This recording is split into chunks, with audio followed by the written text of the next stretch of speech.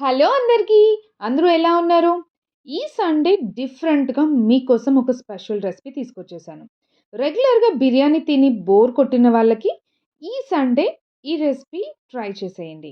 అంతేకాదు దీనికి బెస్ట్ కాంబినేషన్‌గా చల్లటి క్రీమీ మంచి రైతా రెసిపీ కూడా చూపించబోతున్నాను.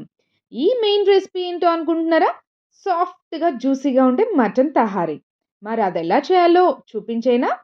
దీనికోసం పాన్‌లో ఒక 2 టేబుల్ స్పూన్స్ ఆయిల్, అలానే 1 టేబుల్ స్పూన్ నెయ్యి తీసుకోవాలి. ఇది కొంచెం వేడైన తర్వాత సన్నగా కట్ చేసుకున్న 2 పెద్ద సైజ్ ఆనియన్స్ తీసుకోవాలి. మీడియం సైజ్ గానీ, చిన్న సైజ్‌వి గానీ అయితే ఒక 3, 4 తీసుకోండి. సో, ఈ ఆనియన్స్ కూడా వేసుకొని దానికి సరిపడా సాల్ట్ అంటే హాఫ్ టేబుల్ స్పూన్ సాల్ట్ కూడా వేసుకొని కొంచెం ఫ్రై అవ్వనివ్వండి.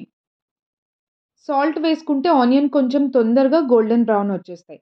సో, అందుకోసం సాల్ట్ ముందే కొంచెం ఆనియన్‌కి సరిపడానే వేసుకుంటున్నాము. దీంతో పాటు మసాలాలు చెక్క, లవంగ, అలానే 2 ఇలాచీ, ఇంకా షాజీరా, ఇంకా 2 మరాఠీ మొగ్గ. ఇవి వేసుకొని ఇవన్నీ కొంచెం గోల్డెన్ బ్రౌన్ వచ్చే వరకు ఫ్రై చేసుకోవాలి. అంటే మనం ఫ్రైడ్ ఆనియన్ తీసుకుంటాం గదా!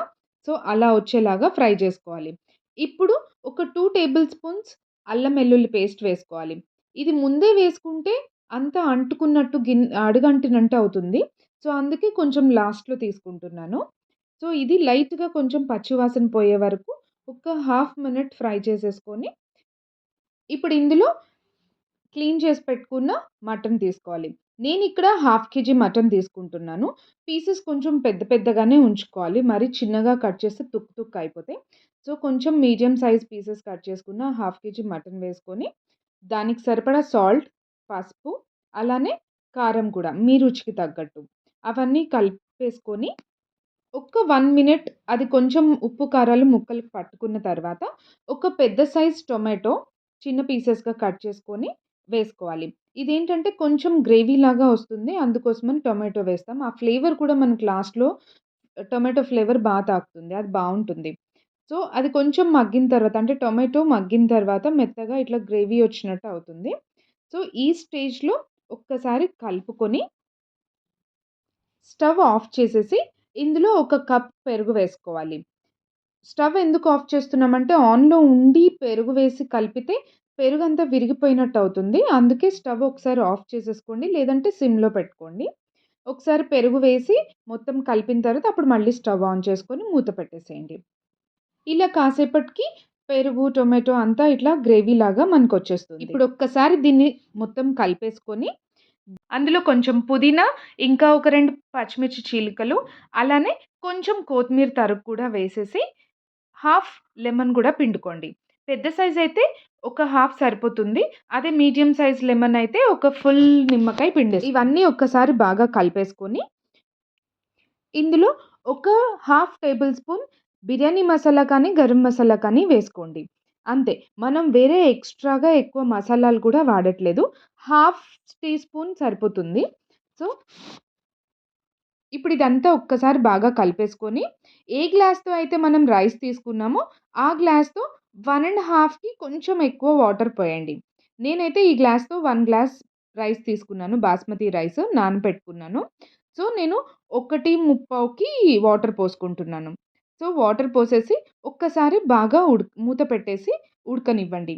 అవసరమైతే విజిల్ పెట్టేసుకొని కుక్కర్‌లో వేసుకొని ఒక 3 విజిల్స్ కానీ, 2 విజిల్స్ కానీ పెట్టి తీసేసుకోవచ్చు.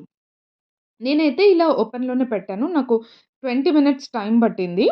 సో, కొంచెం ముక్క ఆల్‌మోస్ట్ ఉడికిపోయిన తర్వాత ఇంకొక 20% ఉడకాలి అనంగా ఇందులో ఆల్రెడీ మనం హాఫ్ అన్ అవర్ నానబెట్టి పెట్టుకున్న బాస్మతి రైస్‌ని కూడా వేసేసి ఒక్కసారి స్లోగా కలుపుకోండి. స్పీడ్‌గా కలిపేస్తే అంత రైస్ పగిలిపోయినట్టు, విరిగిపోయినట్టు అవుతుంది. సో, నిదానంగా ఒక్కసారి మొత్తం కలిపేసుకొని నీట్‌గా పైనుంచి కొంచెం నెయ్యి వేసుకునే వాళ్ళు వేసుకోవచ్చు. లేకున్నా పర్వాలేదు. ఒక్కసారి మంచిగా కలిపేసుకొని మూత పెట్టేసేయండి. ఇదొక 15 మినిట్స్ అన్నా టైం పడుతుంది. వాటర్ అంతా ఇంకిపోయి ఉడకడానికి. హోల్ ఏమన్నా ఉంటే మూతకి ఇలా పిండి పెట్టేసుకోండి. ఇప్పుడు దీనికి కాంబినేషన్‌గా రైతా చేసుకుందాం. ఈ రైతా కోసం ఒక 2 కప్స్ కొంచెం లూజ్ చేసుకున్న పెరుగు థిక్ కర్డ్ తీసుకున్నాను. సో, దీంట్లో సన్నగా తరిగిన కొంచెం క్యారెట్ తరుగు, అలానే ఒక పెద్ద ఆనియన్ సన్నగా తరిగినవి అవి వేసుకొని, కొంచెం కొత్తిమీర, పుదీనా తరుగు సన్నగా తరగాలి. అన్నీ సన్నగా కట్ చేసుకోవాలి. అలానే ఒక చిన్న ముక్క కీరా కూడా సన్నగా కట్ చేసుకోవాలి. దీంతో పాటు కొంచెం జీరా పౌడర్, అలానే కొంచెం పెప్పర్ పౌడర్, అలానే దీనికి సరిపడా సాల్ట్. ఇవన్నీ వేసుకొని ఒక్కసారి బాగా కలిపేసుకోండి. అంతే. ఎంతో క్రీమీగా ఉండే మంచి చల్లని రైతా రెడీ అయిపోతుంది. మనకి ఆ మటన్ తహారీ ఉడికేలోపు రైతా కూడా చల్లగా, ఫ్రెష్‌గా రెడీ అయిపోతుంది కదా! ఇందులో మీకు పుదీనా పౌడర్ కూడా వేసుకుంటే ఆ ఫ్లేవర్ ఇంకా తాకుతుంది. సో, ఇప్పుడు మటన్ తహారీ రెడీ అయిపోయిందా చూద్దాం. 15 మినిట్స్ తర్వాత స్టవ్ ఆఫ్ చేసేసుకొని ఒక్క 5 మినిట్స్ ఉంచుకొని అప్పుడు మూత తీయాలి. చూసారా? ఎంత సాఫ్ట్‌గా చాలా కరెక్ట్‌గా కుక్ అయింది. ఎంత పొడి పొడిగా, విరగకుండా, అన్నం విరగకుండా చాలా సాఫ్ట్‌గా వచ్చింది. దీనికి కాంబినేషన్‌గా మనం తయారు చేసి పెట్టుకున్న క్రీమీ రైతా సూపర్ అంటే సూపర్ కాంబినేషన్. చూసారా పీస్ కూడా ఎంత సాఫ్ట్‌గా కుక్ అయిందో? ఇంకెందుకు ఆలస్యం? మీరు కూడా వెంటనే ట్రై చేయండి. ట్రై చేసి ఎలా కుదిరిందో కామెంట్‌లో కామెంట్ చేయడం మాత్రం మర్చిపోకండి. మరొక మంచి వీడియోతో మళ్ళీ కలుద్దాం.